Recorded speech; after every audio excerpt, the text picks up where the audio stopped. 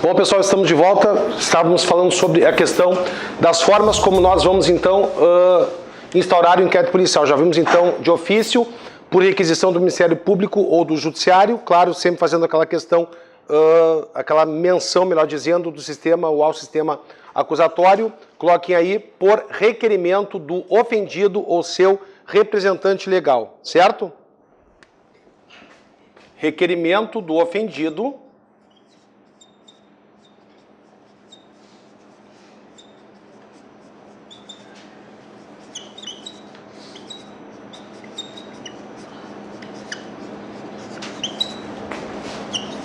ou do seu representante legal, certo? Primeira questão importante, coloca o seguinte, nesse caso, o delegado de polícia não é obrigado a instaurar inquérito policial. Nesse caso, o delegado de polícia não é obrigado a instaurar o inquérito policial. Vírgula, caso não haja,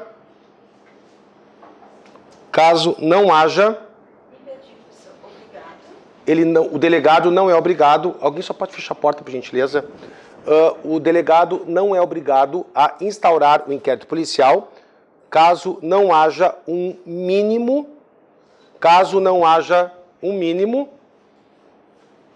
de elementos informativos. Tipo, se ele se convencer que não tem nada, ele não vai instaurar. Ou que o fato é típico, enfim, certo? Então ele não é obrigado, ao contrário, quando é requisição do Ministério Público ou do Poder Judiciário, certo? O que cai muito? Galera, foi requerida a instauração de inquérito policial, ok? O delegado se nega, ele diz que não vai instaurar. Cabe recurso? Cabe recurso. Coloquem assim, da decisão ou contradecisão que indefere o pedido de instauração de inquérito policial contra a decisão que indefere o pedido de instauração de inquérito policial, cabe recurso, é um recurso inominado, recurso ao chefe de polícia. Isso cai bastante.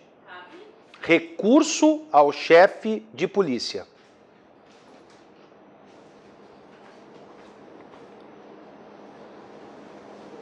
Certo?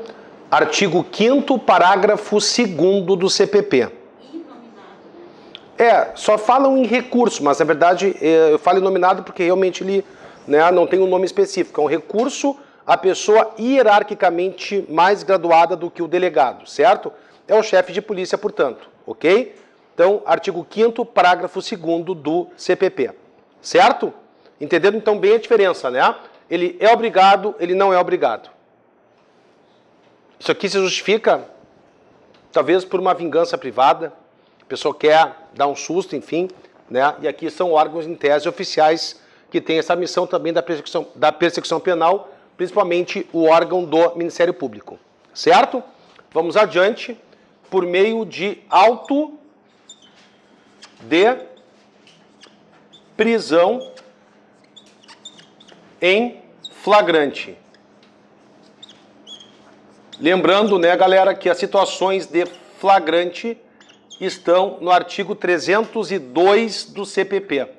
As situações de flagrante, a OAB cobre isso muito, tá? Muito. Depois a gente vai ver na aula de prisão as situações que dão ensejo ao flagrante, certo? Artigo 302 do CPP, por meio de auto de prisão em flagrante, certo? Depois, por notícia de qualquer do povo.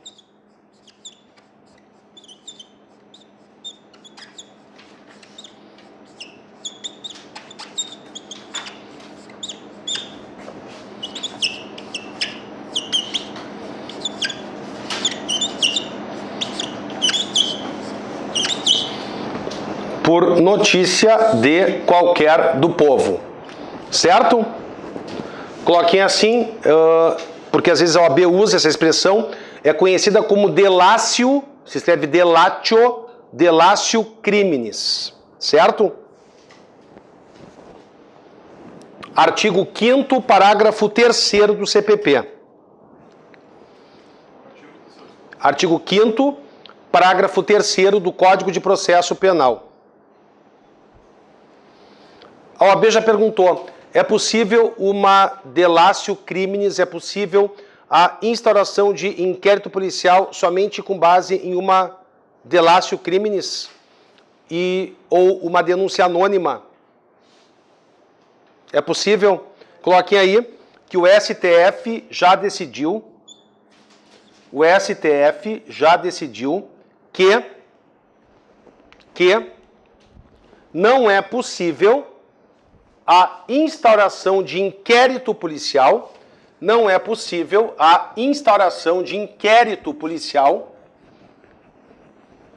somente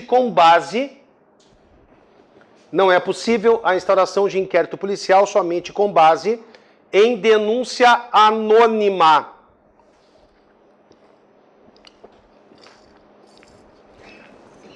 Vírgula, devendo primeiro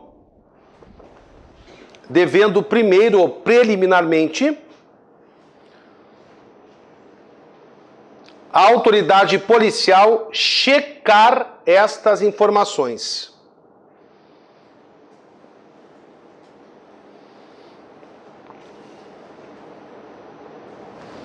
Certo? Coloquem aí, agora passando dessa questão da instauração, coloquem aí que o acusado, ele possui direito ao silêncio. Lembram do Procurando Nemo? Eu não estou brincando. Lembram do Procurando Nemo? Como é que é o nome desse princípio previsto na Convenção Americana de Direitos Humanos e, claro, né, trazido para o Brasil? Como é que é o nome? Que ninguém é obrigado a produzir prova contra si mesmo, que a gente vai ver agora, do Procurando Nemo. Eu falo Procurando Nemo porque alguém já foi naquele brinquedo do Nemo? Ninguém foi? Cara, quem for assim um pouco apavoradinho, não vai. Porque pela primeira vez na vida achei que eu ia morrer. É um troço escuro e tu vai, daqui a pouco tu acha que é horrível. Dizem, nunca mais me convidem, só por causa da minha neta que eu fui. Deus me livre. Que horror. Como é que é o nome do princípio de que ninguém pode produzir prova contra si mesmo?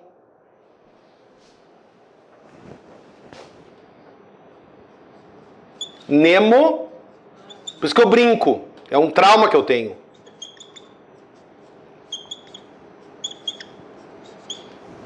Bem bom de falar, né? Nemo tenetur sedetegere. Nossa, quero ir embora, quero sair daqui.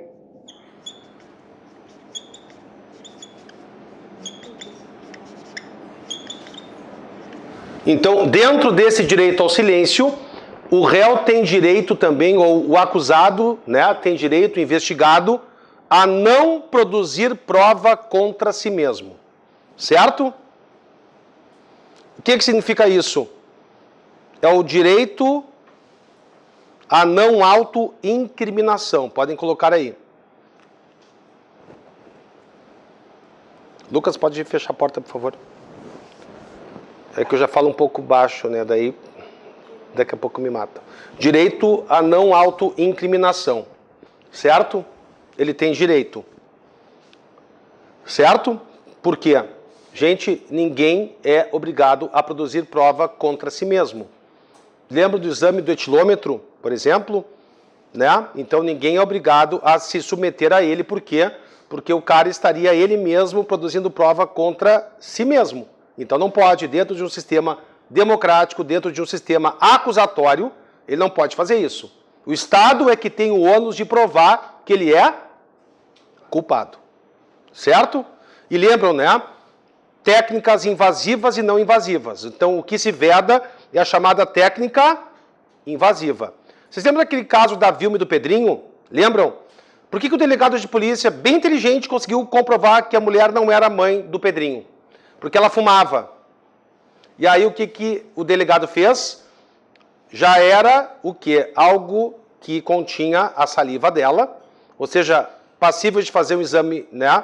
Enfim, por meio da saliva de DNA, só que ela, na verdade, não teve uma coleta, digamos, interna da saliva, o material genético, entenderam? Como está no artigo 9º-A da LEP, lembram? O réu condenado por crime hediondo ou equiparado cometido também de forma dolosa com violência será submetido a exame de DNA, cujo resultado ficará armazenado em bancos de dados do governo federal. Lembram disso? Artigo 9º-A da LEP. Eu lembro até que eu estava aqui na Verbo, foi em 2012, e eu até, na hora, pensei, meu Deus, ressuscitaram Lombroso, Cesare Lombroso, l'uomo delinquente, entenderam? Tipo, como é que o DNA vai mostrar se a criatura tem uma propensão ou não, né, a ser do mal, entenderam? Então, esse é um exame constitucional? Não, porque você tem de fazer o quê? Uma invasão no corpo da pessoa, e isso não pode porque é inconstitucional. Por que no caso da Vilma e do Pedrinho foi possível? Porque ela havia descartado a bagana de cigarro. O delegado foi lá e pegou e confrontou a saliva, mas porque ela já tinha... Galera, a gente fica assim, tipo, ah, esse cara Guaxinim tá viajando, né? Você sabe o que caiu numa prova? Aquele caso, não sei se é atriz, se é cantora, aquela chamada, acho que é mexicana, Glória Trevis. Se alguém souber, por favor, me ajude. Ela é cantora ou... Não, enfim, ela foi presa por tráfico, tá? E durante a sua estada na prisão, ela foi, digamos assim, ela engravidou. E ela acusou os agentes carcerários de terem engravidado, ok? O que eles fizeram para provar que eles não tinham feito isso? Pegaram a placenta, mas a placenta ela é eliminada, entenderam? Então, assim, ó, tudo aquilo que é eliminado e que não é, portanto, invasivo, pode ser utilizado. Não viola esse princípio, ok?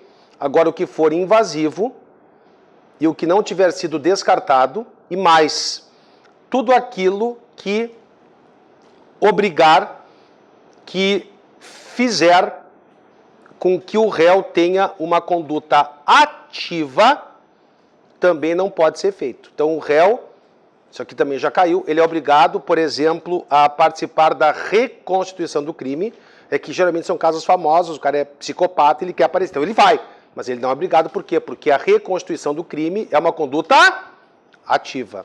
Agora, ele é obrigado a botar aquele cordão com o número 3, 2, e se submeter ao reconhecimento? Isso sim, por quê? Porque é uma conduta passiva. Certo? Então isso aqui também sofre certas limitações, certo? Direito ao silêncio e direito à não autoincriminação. Nemo tenetur sed tegere. Por que eu estou falando sobre isso? Alguém me perguntava no intervalo, ah, professor, não sei como é que pode cair. É que assim, ó, galera, a OAB, por isso que eu estou dando essa aula assim, né, eu poderia dar uma aula muito mais fácil, como eu disse, lendo um artigozinho bem tranquilamente, e sair daqui, a gente sairia daqui bem tranquilo. É que a OAB tem feito perguntas um pouco mais aprofundadas, eu acho muito salutar, porque evita a decoreba dessa questão do sistema acusatório. Então, fiquei feliz que vocês, né, pelo que vocês já disseram, vocês entenderam bem a diferença entre um sistema e outro, certo? Isso tem caído, e eu acho interessante a OAB explorar isso, por quê? Porque o advogado tem que dominar essa questão do sistema inquisitório não admitido versus sistema acusatório. Ele tem que dominar isso, certo? Bom, já caiu, agora vamos também, ainda dentro de inquérito, já estamos acabando, o artigo 6º. Eu já disse para vocês que eu não vou ficar lendo artigo aqui para vocês, tá? Mas assim, ó, é bom dar uma olhada, tá? Porque é pura decoreba, mas ali diz assim, ó, quais são as providências que o delegado de polícia deve adotar assim que ele instaura o inquérito policial, certo? Assim, eu quero agora fazer uma pergunta bem de boa, se vocês realmente estão estudando de forma correta, ou seja, fazendo questões de provas anteriores e mais do que isso, por isso que eu sempre trago questões, e mais do que isso, o que a OAB sempre faz, que eu também acho muito salutar.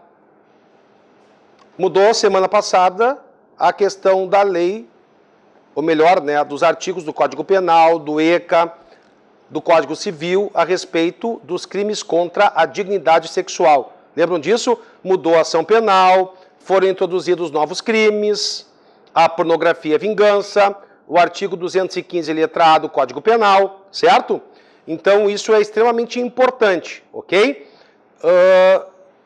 Dessas providências aqui, qual será que a OAB perguntou? Por último. Quero ver se vocês estão prestando atenção na aula. Galera, eu disse para vocês que a OAB sempre foca exatamente aonde? A OAB, ela foca nas inovações legislativas. O que por último a gente teve aqui? A questão da lei da primeira infância em 2016. Por que a gente tem uma certeza? Abram o artigo 6º do CPP, por gentileza. Vocês vão ver o seguinte, que há o quê? Há um inciso, casualmente o inciso 10, tá? Por que caiu o inciso 10? Olha um monte de coisa que o delegado tem que fazer. Por que caiu o inciso 10?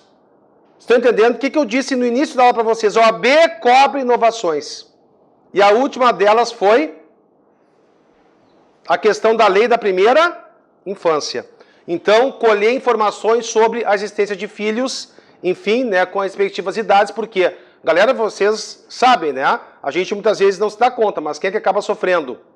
Né? As crianças. Daqui a pouco, agora que está acontecendo demais, o pai traficante é preso, a mãe assume negócio, é presa, e as crianças ficam aí, como se diz, a bangu, certo? Então, por isso, a lei da primeira infância. Então, vocês entenderam, eu sei que não é, professor, é o GRU vidente. Não, cara... Se é o AB, só cobra inovações, a última que foi essa, só podia então ser essa mesmo, entenderam?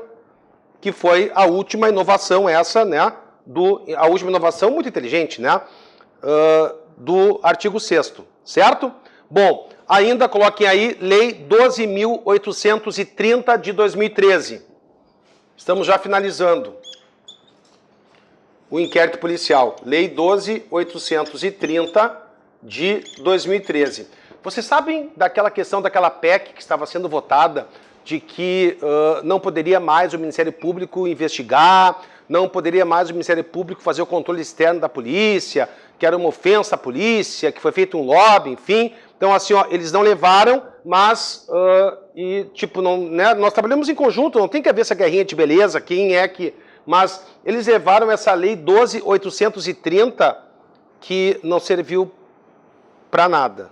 Sério, ela é totalmente inócua. Sabem por quê? Ela diz assim, ó, que mas já sempre foi assim, por exemplo, só quem pode indiciar. Aí caiu a pergunta. Só quem pode indiciar é o delegado. Então essa lei prevê isso, certo? Outra coisa, ela prevê regras específicas de que você não pode, assim, do nada, sem fundamentar, avocar significa, né, a retirada de um inquérito policial por mera conveniência de um determinado delegado. Não sei se eu estou me fazendo claro. Esse delegadozinho aí está se salientando demais. Né? Geralmente são questões políticas envolvidas, então essa lei prevê que tem que haver uma fundamentação para o delegado ser removido e para o delegado não ter mais, digamos assim, a atribuição para aquela investigação. Certo? Eu não vou dar exemplos porque envolvem política e eu não falo sobre política em aula porque, né, razões óbvias, certo? Então, digamos assim, era uma maneira, antes dessa lei, não está me interessando muito isso aqui, esse encaminhamento, entenderam? Vai sobrar para alguma pessoa muito famosa, muito importante, então vamos tirar e vamos dar um outro encaminhamento, certo? E essa lei ainda, isso aqui caiu em prova, ela disse o seguinte, ó, delegado não é mais ilmo, é esmo.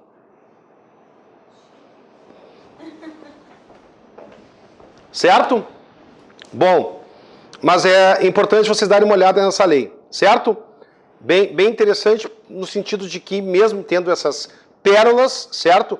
Isso aí acaba caindo em prova, ok? Vamos adiante. Prazo para o encerramento do inquérito.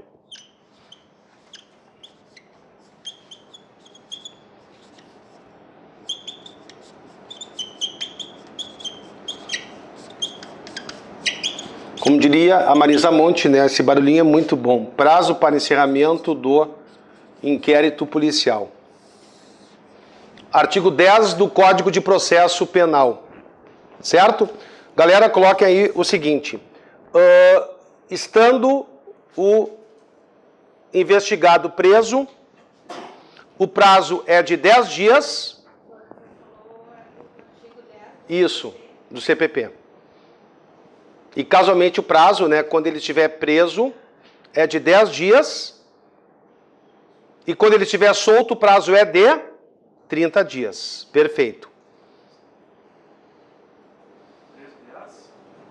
Certo? 10 e 30. Ok? Bom, só coloquem assim. Prazos diversos previstos em leis penais especiais. Isso também cai, porque, claro, é a rebimboca da parafuseta. Então, coloquem aí, por exemplo, a lei, e essa lei cai muito, tá? Fiquem bem atentos, isso aqui sempre cai. Que lei é essa? A Lei de Drogas. Lei 11.343 de 2006, certo? Olha o prazo, mas também, né, geralmente são organizações criminosas. Se estiver preso, 30 dias, e se estiver solto, 90 dias. Artigo 51. E só coloquem o seguinte, tá?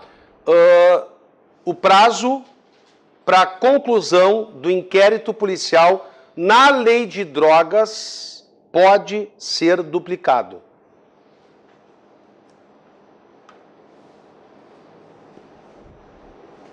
No outro normal, não? Não. E sabem por que eu fiz questão de dizer essa questão da duplicação do prazo do inquérito? Porque na antiga lei de drogas 6368, o único prazo que poderia ser duplicado era o prazo do procedimento judicial. Esse não pode mais, agora é só do inquérito. Certo? Tranquilo isso? Bom, vamos adiante. Logo abaixo, coloquem o seguinte. O inquérito policial... Lembra que a gente falou do arquivamento? Aliás, foi a primeira pergunta que a gente leu. Então, coloquem o seguinte, tá? Que o inquérito policial encerrado, ele é encaminhado ao Ministério Público, não é ao Poder Judiciário. Porque quem detém a opinião delicti é o Ministério Público. Então, encerrado o inquérito policial, ele é encaminhado ao Ministério Público. Certo? O que o Ministério Público pode fazer com o inquérito policial em mãos? Ele poderá fazer 3 coisas. Coloquem aí. Primeiro, requerer arquivamento.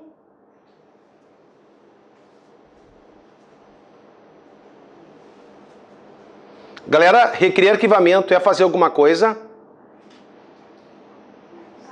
Tipo, eu fiz um requerimento de que o inquérito policial fosse arquivado.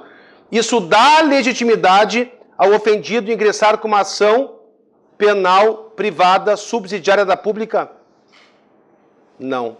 Estão entendendo que nem tudo que reluz é ouro? Essa pergunta aí é batata, ela quase sempre cai.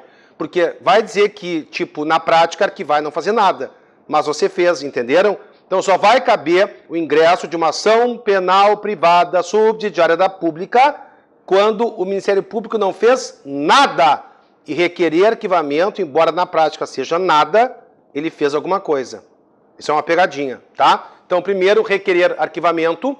2, requisitar diligências imprescindíveis. Não são diligências necessárias, são imprescindíveis.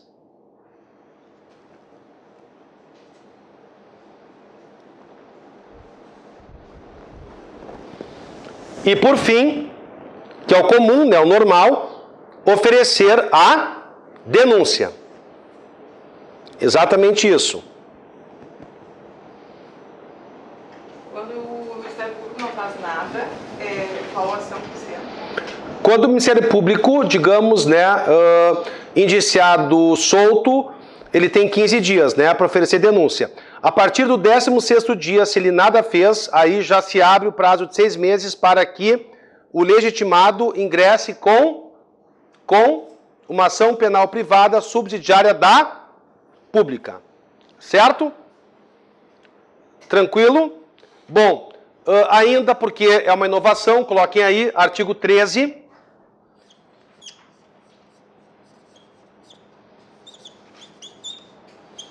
Do Código de Processo Penal, coloquem assim, em determinadas espécies de crimes,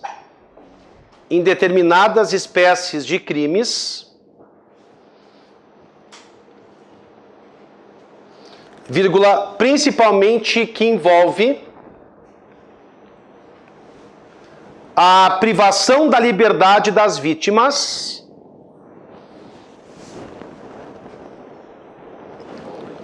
que envolvem a privação da liberdade das vítimas e o tráfico de pessoas. Isso é bem importante, muito grave, né? E o tráfico de pessoas, a privação da liberdade da vítima, como por exemplo uma extorsão mediante sequestro, o sequestro relâmpago, enfim, o artigo 149A, que é o tráfico de pessoas, o artigo 239 do ECA, certo? Que é a remessa de criança ou adolescente para o exterior sem formalidades legais, certo? Coloquem assim, autoriza o Ministério Público ou o delegado de polícia, porque nos outros casos só quem é que pode fazer o que eu vou dizer agora? Só o juiz, galera. Por isso que é importante e é uma inovação, tá? Então, permite que o Ministério Público ou o delegado de polícia requisitem diretamente a quaisquer órgãos, porque não pode, geralmente, né? Tem que fazer via poder judiciário, mas é pela gravidade dos crimes. Então, isso é interessante. O Ministério Público ou o delegado de polícia poderão requisitar diretamente a quaisquer órgãos dados cadastrais da vítima ou do suspeito. Certo? Isso é uma inovação bem positiva, porque senão vai para o judiciário, demora bastante. Certo? Muitas vezes. Certo? Então, quer dizer, uma repressão, digamos, mais severa, mais grave, né, em relação a crimes que também são reputados muito graves. Bom, galera, conclusão, coloquem assim agora. Vamos fazer uma conclusão em relação a uma das principais questões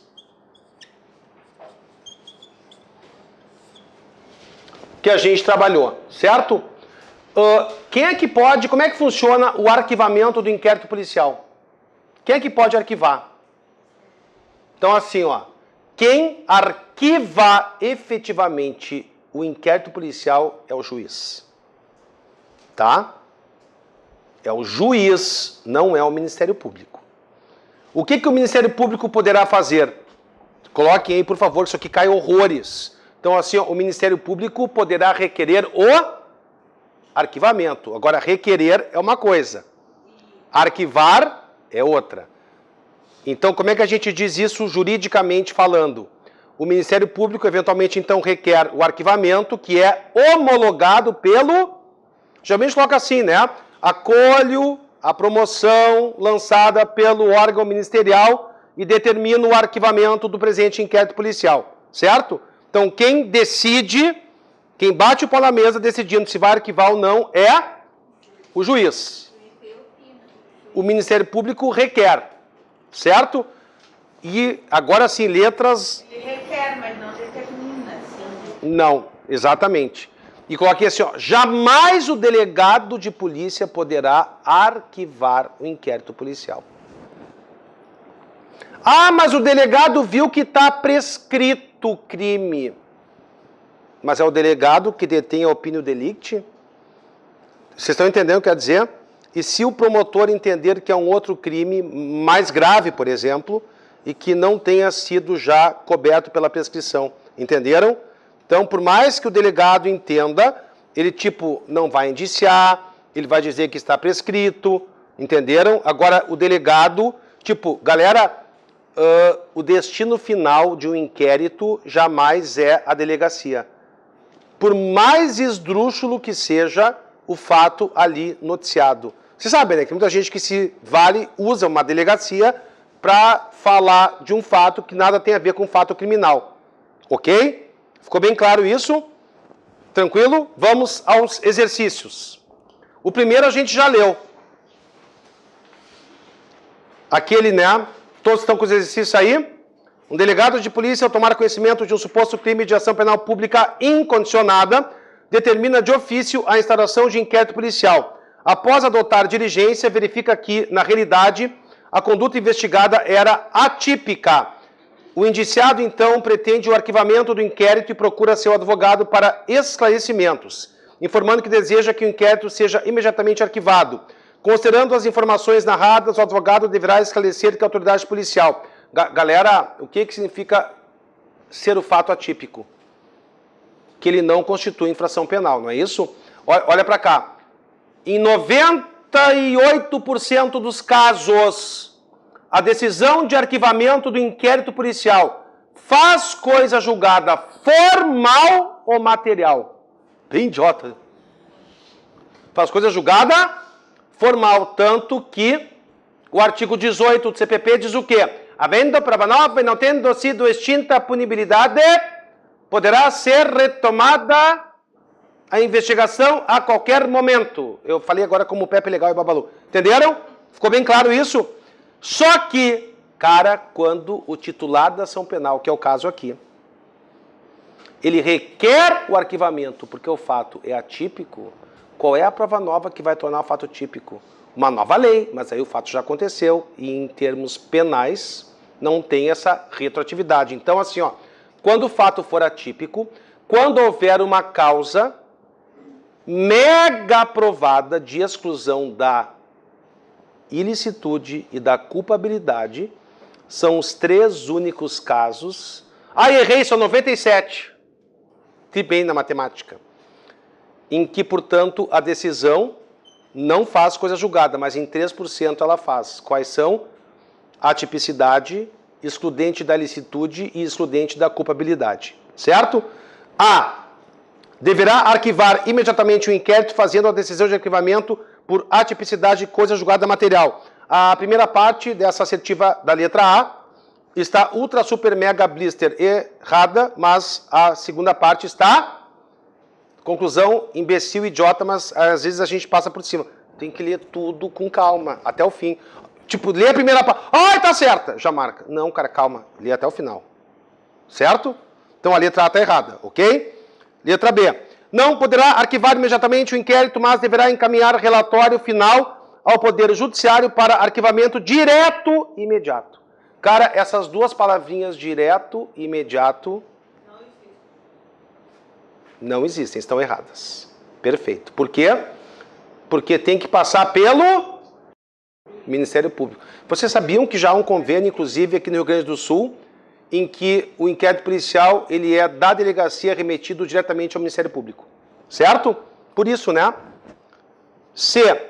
Deverá elaborar relatório final de inquérito e, após o arquivamento, poderá proceder a novos atos de investigação independentemente da existência de provas novas. Totalmente errado. Assim, ó, presta atenção, ó, mesmo que você não soubesse que a atipicidade faz coisa julgada material, esse independente está errado, porque só se houvesse prova nova. Só sobrou letra D, tá certa? Poderá elaborar relatório conclusivo, mas a promoção de arquivamento caberá ao Ministério Público, havendo coisa julgada em caso de homologação, viram? Então, o Ministério Público requer e o juiz homologa. De homologação do arquivamento por atipicidade, certo? Letra D. Ficou claro? Sério, acharam difícil a questão? De boa. Acharam muito difícil? Vocês não errariam essa questão. Galera, vocês viram assim, ó, a gente pode não saber exatamente o detalhe, mas o que eu quis pontuar com vocês, a questão de que existem coisas nas assertivas que são tipo, como aquela ferrovia norte-sul, lembram? Que vai do nada para lugar nenhum. É sério, vocês perceberam isso? Então, isso aí vocês têm que também ter bem em mente. Porque a EAD fala, mas o arquivamento caberá ao Ministério Público, né? Ó, mas a promoção de arquivamento caberá ao Ministério Público, eu vou fazer a promoção, havendo coisa julgada em caso de homologação. Quem é que homologa? O juiz. Claro que eles poderiam ter colocado homologação pelo juiz, né? Mas aí vocês também estão querendo, assim, aquele brigadeiro, aquele branquinho, sim, tipo, sem moça-festa, tipo, né? Entenderam? Mas tu tá certa, né? Mas é isso. Vamos adiante. Maria, 15 anos de idade, comparece à delegacia em janeiro de 2017, acompanhada de seu pai, narra que João, 18 anos, mediante grave ameaça, teria constrangido-a a manter com ele conjunção carnal, demonstrando interesse juntamente com seu representante na responsabilização criminal do autor do fato.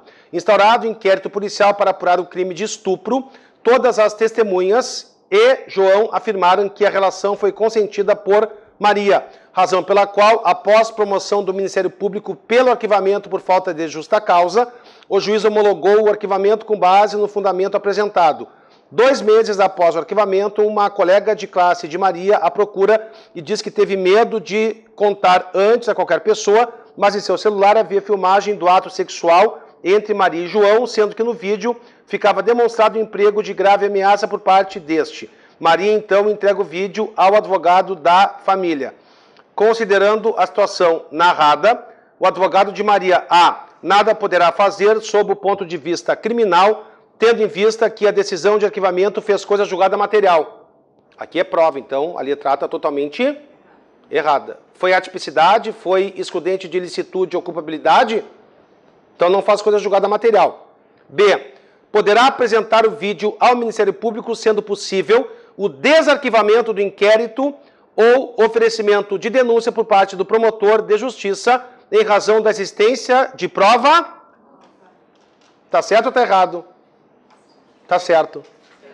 Essa questão aqui, ela hoje, aliás, desde o dia 24 de setembro, ela está atualizada? Totalmente atualizada?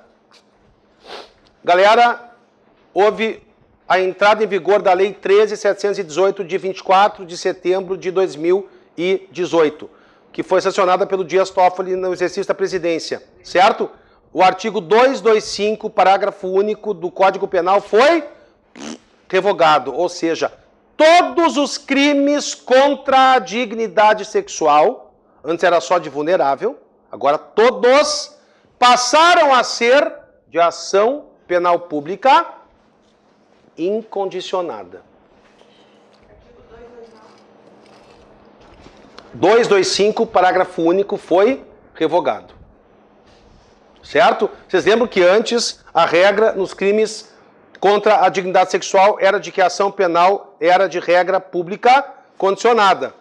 Super bom, né? Tipo assim, a criatura morria lá no estupro com morte, ia representar, entenderam? Né? Mas tudo bem. Mas agora todos ou em todos os casos a ação penal é pública incondicionada. Isso aí vai cair na prova, podem ter certeza.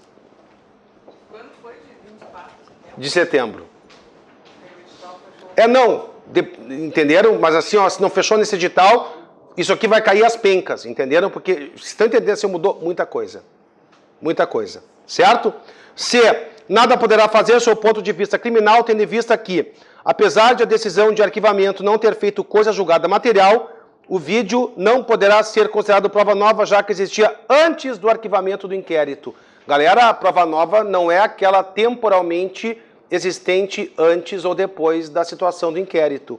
É aquela prova que pode ser de 10 anos atrás, mas que somente agora foi descoberta.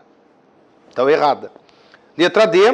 Poderá iniciar de imediato ação penal privada subsidiária da pública em razão da omissão, o que eu falei para vocês? Da pseudoação penal privada subsidiária da pública. Cabe?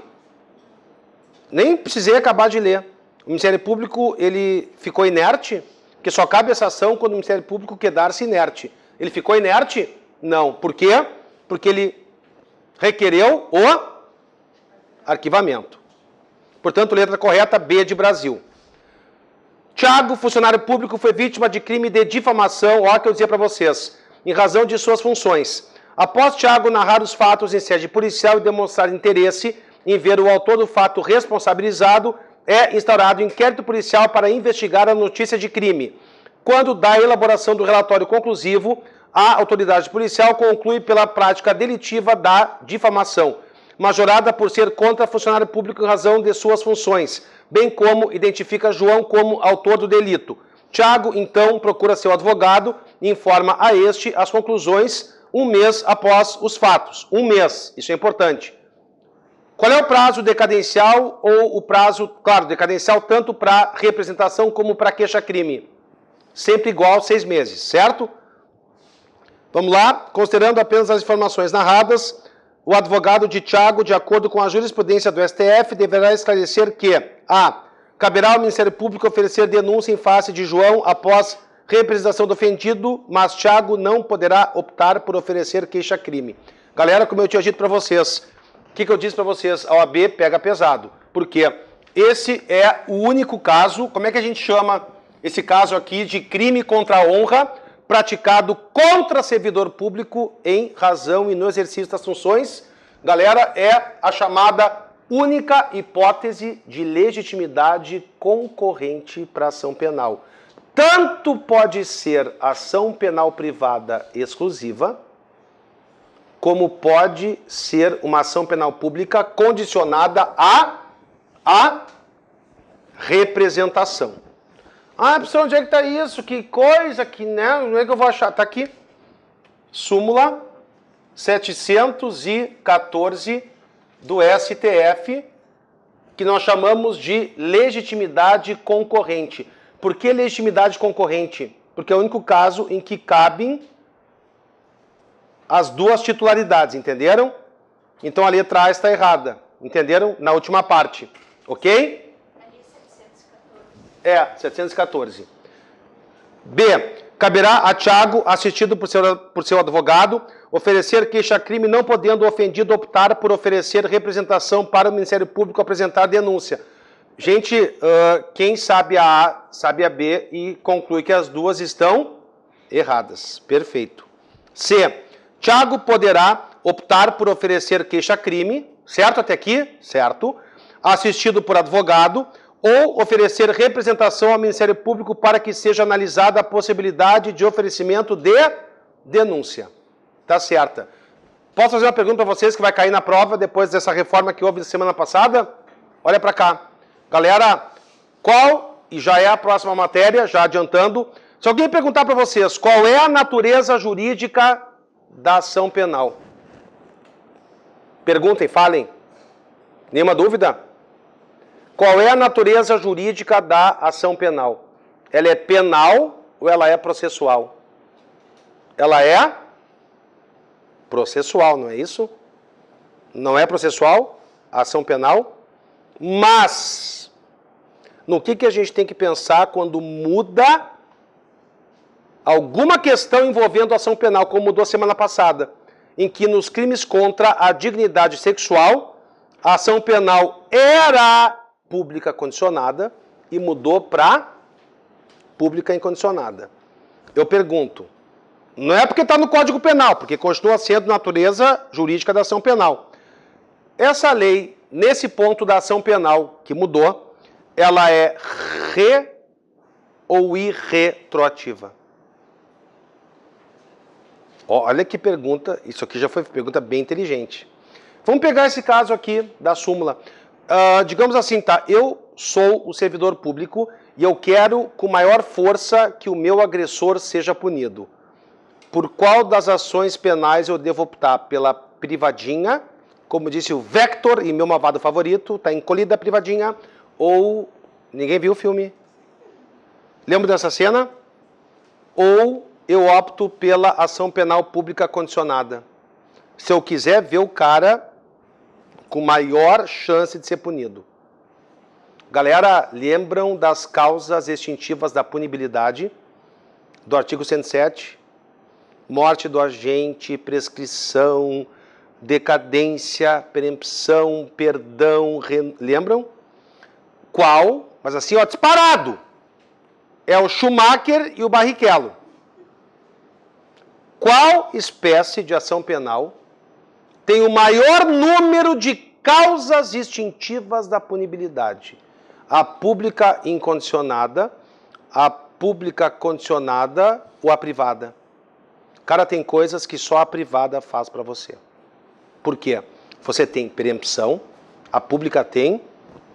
Você não tem perdão, a pública tem.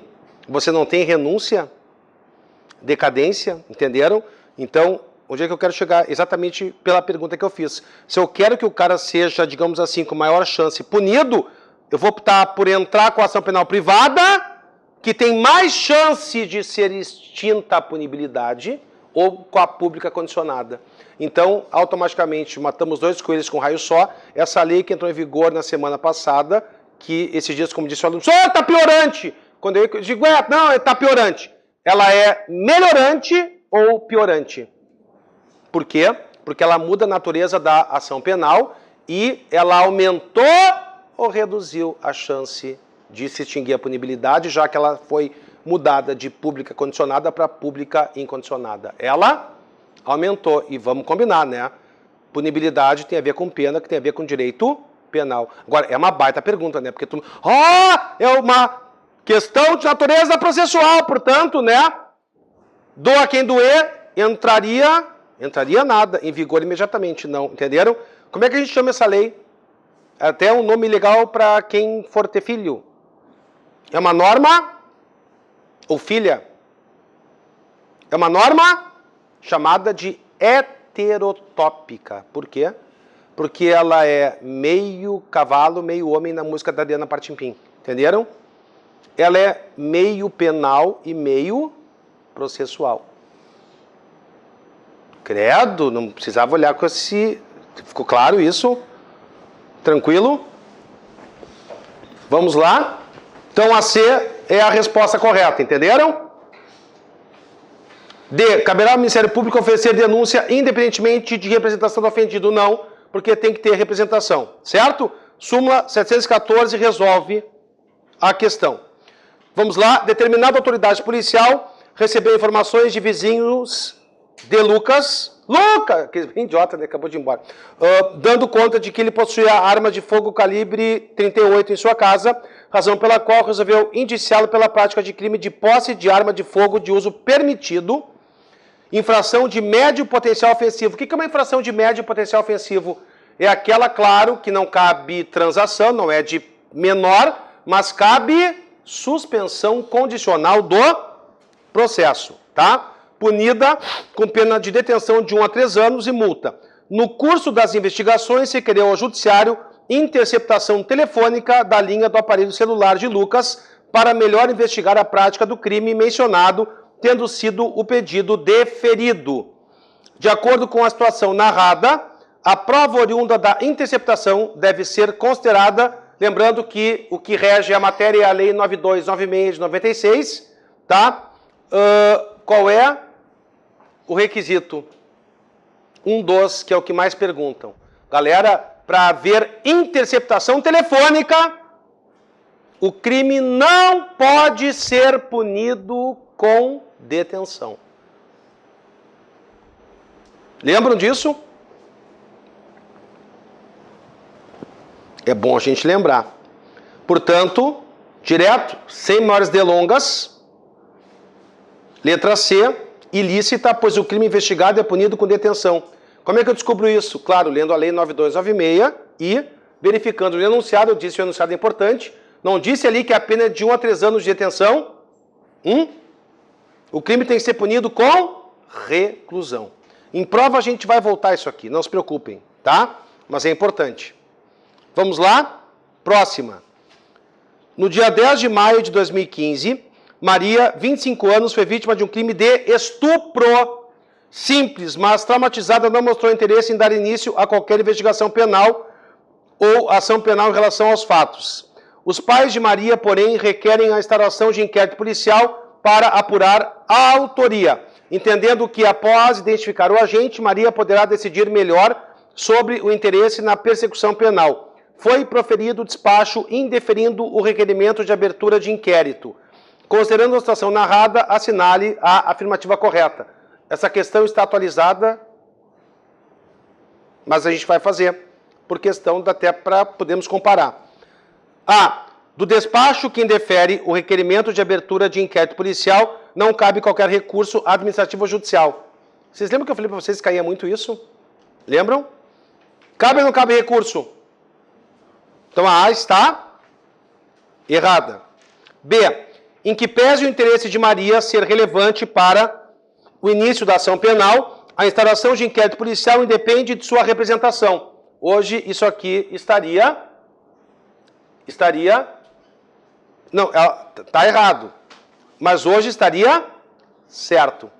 Perfeito, porque todas são de ação penal pública incondicionada. Gostei, isso aí. C. Caso Maria manifeste instauração de inquérito policial após o indeferimento, ainda dentro do prazo decadencial, o procedimento poderá ter início independentemente do surgimento de novas provas. Claro, porque aqui é a questão da representação, mas que hoje está desatualizada. Certo? Mas é a C. Entenderam? Porque a questão é da representação, que hoje não precisa mais. D. Apesar de os pais de Maria não poderem requerer a instauração de inquérito policial, o Ministério Público pode requisitar o início do procedimento na hipótese, tendo em vista a natureza pública da ação.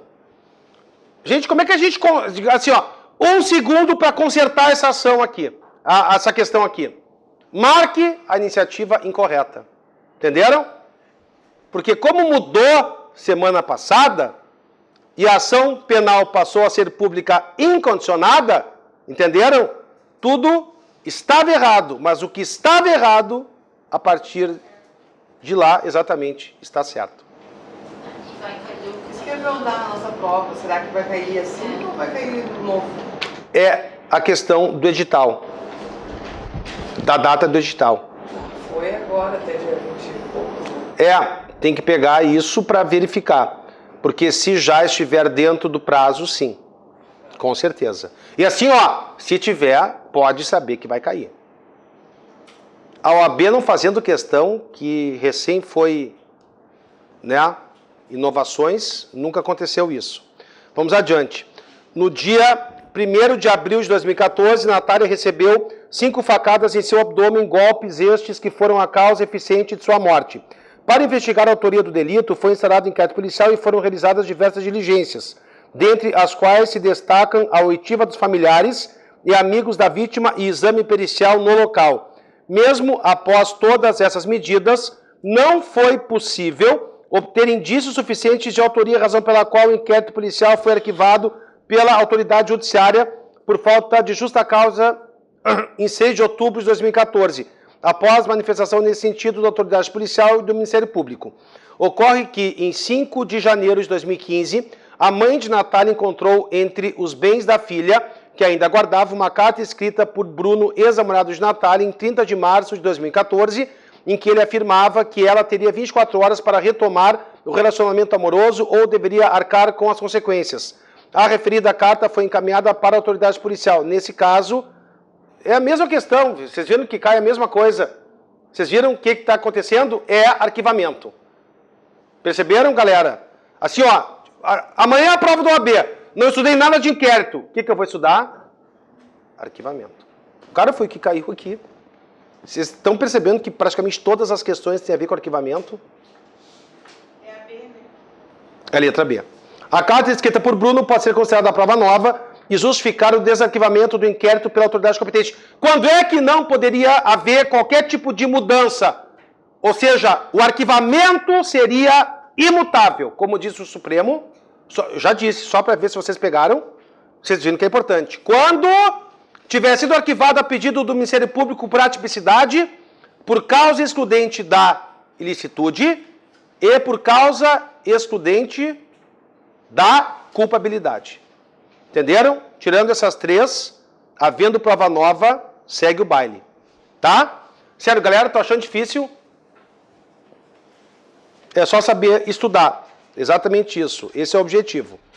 Vamos lá. O inquérito policial, saber estudar que eu digo, né? Saber pegar a vibe da prova. O inquérito policial pode ser definido como um procedimento investigatório prévio, cuja principal finalidade é a obtenção de indícios para que o titular da ação penal possa propô-la contra o suposto autor da infração penal. Sobre o tema, assinale a afirmativa correta. A. A exigência de indícios de autoria e materialidade para o oferecimento de denúncia torna o inquérito policial um procedimento indispensável. Ele é dispensável, como a gente viu. B. O despacho que indeferir o requerimento de abertura de inquérito policial é irrecorrível. Ai, não caiu isso ainda. Vocês viram? C. O inquérito policial é inquisitivo. Até aqui está certo. Logo, o defensor não poderá ter acesso aos elementos informativos que nele constem, ainda que já documentados. Me lembro da colega perguntando. Errado, né? Depois, D. A autoridade policial, ainda que convencida da inexistência do crime, não poderá mandar arquivar os autos do inquérito já instaurado. Não, né? Porque quem vai arquivar, ao fim e ao cabo, é o juiz. Letra D, portanto. Quanto ao inquérito policial, assinale a afirmativa incorreta. Cuidado quando for incorreta. A. O inquérito policial poderá ser instaurado de ofício pela autoridade policial nos crimes persecuíveis por ação penal pública incondicionada. Não, né? Vimos que não, tem que ter a representação.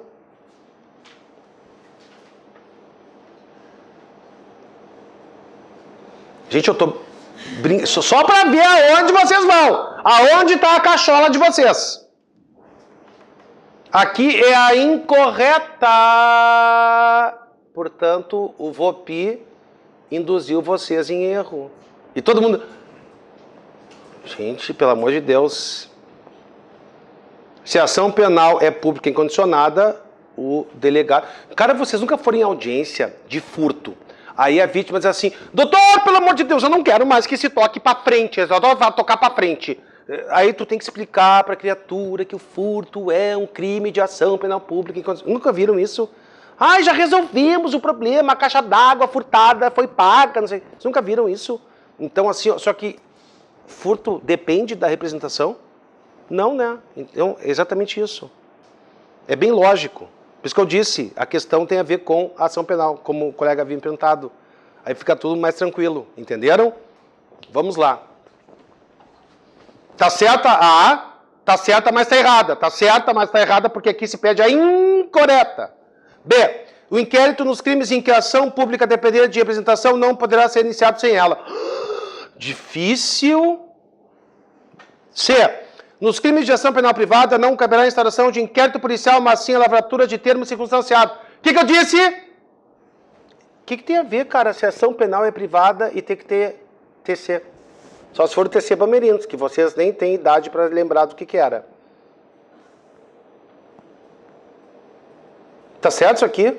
Tá certo? Não, é porque é errada, né? Tá incorreto, mas é para marcar incorreta. Entenderam? D. O inquérito policial mesmo nos crimes hediondos... Ah, o que tem a ver crime hediondo para isso? Será que eu posso fiscar no computador? Dá vontade, né? Porque olha que assertiva ridícula. O inquérito policial mesmo nos crimes hediondos poderá ser dispensável para o oferecimento da denúncia. Quem está errado aqui? Tudo, mas assim, principalmente mesmo nos crimes hediondos. Ele é dispensável em qualquer crime, certo? Vamos adiante. Na cidade A, o delegado de polícia instaurou um inquérito policial para averiguar a possível ocorrência do delito de estelionato praticado por Márcio, tudo conforme minuciosamente narrado na requisição do Ministério Público Estadual. Ao final da apuração, o delegado de polícia enviou o inquérito devidamente relatado ao promotor de justiça. No entendimento do parquê, a conduta praticada por Márcio, embora típica, estaria prescrita. Nessa situação, o promotor deverá...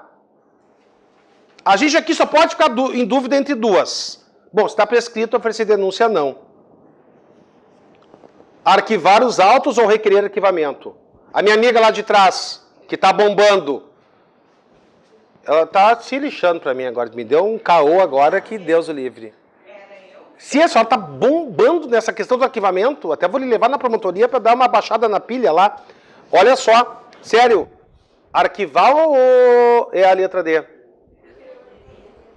Por que requerer? Porque quem vai arquivar, de fato, é o juiz.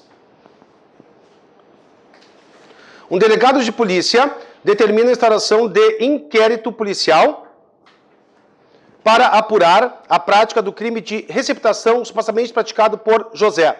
Com relação ao inquérito policial, assinale a afirmativa que não constitui sua característica. Qual é que é? Exatamente, ele é dispensável. Certo? Tendo em vista o enunciado da súmula vinculante número 14 do STF, quanto ao sigilo do inquérito policial, é correto afirmar que a autoridade policial poderá negar ao advogado a vista dos autos sempre que entender pertinente... jura, né? B. A vista dos autos somente quando o suspeito tiver sido indiciado formalmente. O que tem a ver isso aqui? C. Do indiciado que esteja atuando com procuração o acesso aos depoimentos prestados pelas vítimas se entender pertinente, ele tem a obrigação de mostrar. D, o acesso aos elementos de prova que ainda não tenham sido documentados no procedimento investigatório. Portanto, correta a letra D. Certo? Bom, sobre a ação penal, já que nós temos pouco tempo, o que eu preciso que os senhores e as senhoras estudem para a próxima aula, tá?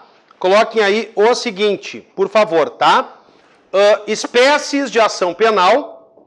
A gente daí faz os exercícios na próxima aula. Então, de ação penal, as espécies, os princípios, isso aqui perguntam muito, tá, galera? Princípios de cada uma das espécies de ação penal. Por que é importante isso? Vamos só pegar aqui, por exemplo, ação penal pública e ação penal privada. Galera, qual é o princípio que vocês acham que mais cai?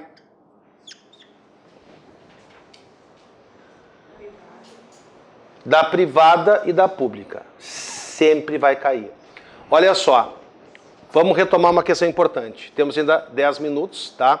Questão bem importante é a seguinte. Na ação penal privada, vocês lembram daquele brocado que diz: o querelante, que é o autor da ação penal privada, ou ele oferece queixa-crime contra todos, ou contra nenhum. Por quê? Porque senão isso poderia representar uma vingança privada, tipo, eu vou escolher, né, de quem eu não gosto e vou oferecer a queixa.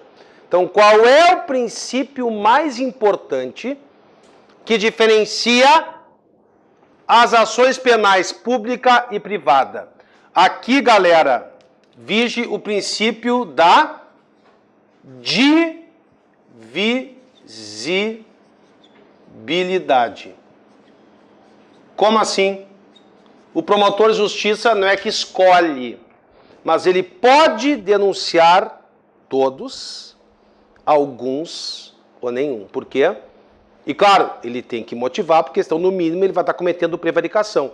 Ele só não pode denunciar em relação àqueles contra quem ele não possua qualquer prova. Certo? Agora, aqui na ação penal privada, vige o princípio da indivisibilidade. Por quê mesmo? Porque exatamente ou ele oferece queixa contra todos ou contra ninguém, tá? O que mais é importante? A questão da decadência, que vale para dois aspectos. Galera, o raciocínio da decadência, em primeiro lugar, o que é a decadência? Eu estou trabalhando com aquilo que realmente cai. O que é a decadência? Galera, a decadência está se encoxando, artigo 107.4 do Código Penal, que diz assim, ó, são causas distintivas da punibilidade, inciso 4, a prescrição, a decadência e a preempção. O que é a decadência? A decadência, eu vou abreviar aqui, tá? É uma CEP, não é o CEP de casa, é uma causa de extinção da punibilidade. Certo? Qual é, via de regra, o prazo decadencial? 6 meses, contados a partir do momento em que a vítima ou representante legal tomam conhecimento da autoria delitiva. Não é do fato, é da autoria. Galera, a data da prática do fato e a data da autoria, elas até podem coincidir, mas elas devem coincidir. E se a criatura fez uma ameaça por telefone e só depois se descobre a autoria? É a partir do descobrimento da autoria, certo? Eu pergunto para vocês, a decadência, o que ela impede? Ela impede o início da Galera, olha onde é que a gente vai chegar agora. A decadência, ela não impede o início de uma ação penal privada ou de uma ação penal pública condicionada, sim ou não? E se impede, portanto, o início de uma ação penal, ela não tem, entre muitas, todas as aspas do mundo agora, natureza processual, porque tem a ver com o impedimento de se iniciar a ação penal. Então a gente não poderia dizer que ela tem natureza processual. Por quê? Galera, porque ao fim e ao cabo, embora ela tenha, e é aparente mesmo, né? Ela aparentemente tem natureza processual. Mas se ela não for, ela o quê? A representação, a queixa-crime, exercidas no prazo estipulado em lei, que é de 6 meses, qual é que vai ser a consequência? Em primeiríssimo lugar, e a outra vai ser consequência da consequência. Extingue-se o poder de punir, extingue-se a punibilidade. Extinção da punibilidade, artigo 107 do Código Penal. Tem natureza penal ou processual? Penal. E aí a consequência vai ser o quê? Aí sim, impedirem-se o quê? As ações penais pública condicionada ou privada. Entenderam que quando você tem a decadência, a natureza processual, ela não é a principal consequência. Ela é um reflexo da perda do poder de punir, que tem natureza, até porque está no Código Penal, né? Agora alguém vai estar perguntando de maneira bem inteligente, ô cara, por que quase na hora do almoço essa criatura está falando dessa porcariada toda? Sabem por quê? Porque isso aqui é importante para forma de... E a OAB pergunta muito isso. Forma de contagem do prazo. Agora a gente está conseguindo linkar porque que é tão importante a gente falar uma coisa que aparentemente é óbvia, mas não é. Entenderam por quê? Galera, pelo amor de Deus, se a decadência, embora tenha a ver em tese com a ação penal e que tem natureza processual, mas se ela em primeiríssimo lugar, premissa, ela tem natureza penal, eu vou contar o prazo decadencial de acordo com o artigo 798 do CPP ou de acordo com o artigo 10 do Código Penal, que é a forma pela qual nós contamos um prazo penal. Eu vou dar uma dica para vocês, tá? E se vocês esquecerem, eu arrebento vocês. Combinado? Hã? Até porque quem vai dar prescrição penal para vocês sou eu. E nas últimas aulas que eu dei de prescrição para a OAB, eu saí aplaudido. As pessoas entenderam. Então vocês já sabem o compromisso que vocês têm aqui. Entenderam? Quem é que gosta de prescrição penal aqui? Ninguém? A não ser o louco do Vopim. Artigo 10. Qual é a dica? Galera, todo e qualquer instituto, mesmo que tenha aparência de direito processual, como é o caso da decadência, tá? Todo e qualquer instituto que estiver previsto no artigo 107 do Código Penal. Ai, professor, mas a decadência impede a ação penal. Não, porque a decadência está prevista no artigo 107. Então, assim, ó, galera, por mais que a gente imagine, tá, que tenha natureza processual, o que importa é que, exatamente isso, o que estiver previsto, o instituto jurídico que estiver previsto no artigo 107 do Código Penal, dentre os quais está a decadência, a forma de contagem, ela é penal. Certo? Ai, vai ser difícil contar, né? A contagem vai ser difícil, né? Galera, como é que a gente conta um prazo penal? O prazo é de 6 meses. Vocês não estão pensando em sentar lá na PUC, né? Assim, tipo, ai meu Deus, agora vou eu lá. 3, 4, 5, 6, aí barulho, ai, me perdi. Segunda vez, 1, 4, 5, e assim vai, até daqui a 10 anos a pessoa, sim, é que eu me perdi, cara, eu tô contando ainda o prazo. Será que a gente vai contar o prazo? E pior que tem gente que faz isso, a gente vai contar o prazo assim, tipo, dia a dia no dedômetro? Olha que barbada, como é que a gente conta prazo penal? Quanto dá 6 meses contados a partir do dia 3 de outubro de 2018? Dia 3 de... Aqueles assim que não confiam, outubro, novembro, dezembro, janeiro, fevereiro, março, abril. É março ou abril? Outubro, novembro, dezembro, janeiro, fevereiro, março, abril.